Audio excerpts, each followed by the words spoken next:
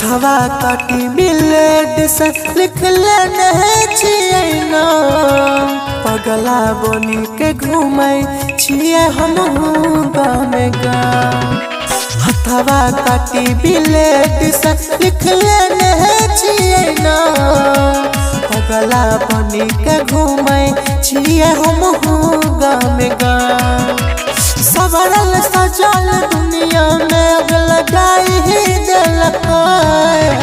मंगिया में अपन सनुरा भरवाई ही लेलकै। जियते जी हमर चिता उजराई ही देलकै।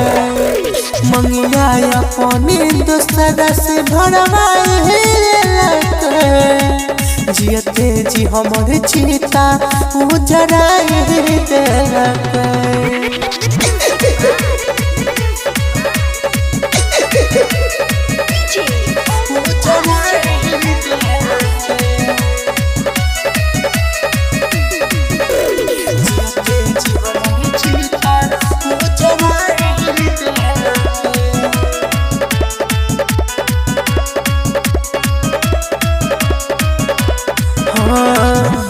उठे छे रह दर्द दिल के भीतरिया।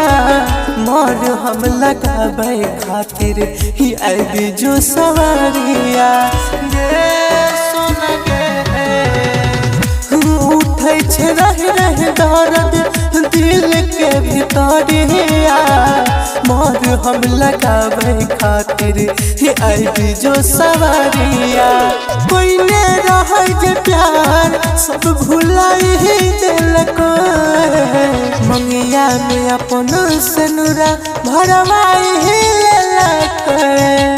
जियते जी हमर चिता उजराई ही देलकै। मंगिया अपन दोसरा से भरवाई ही लेलकै। जियते जी हमर चिता उजराई ही देलकै।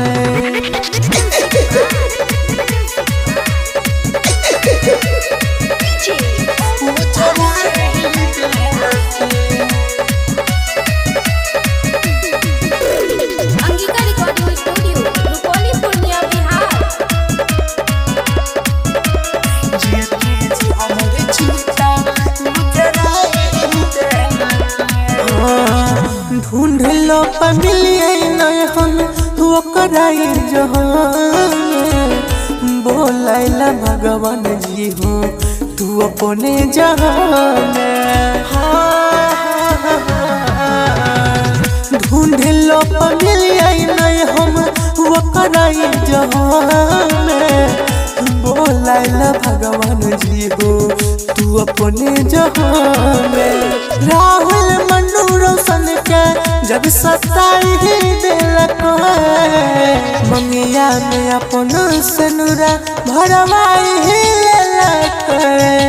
जियते जी हमर चिता उजराई ही देलकै। मंगिया अपन दोसरा से भरवाई ही लेलकै। जियते जी हमर चिता उजराई ही देलकै। हथवा काटी ब्लेड से लिख लेने छियै नाम।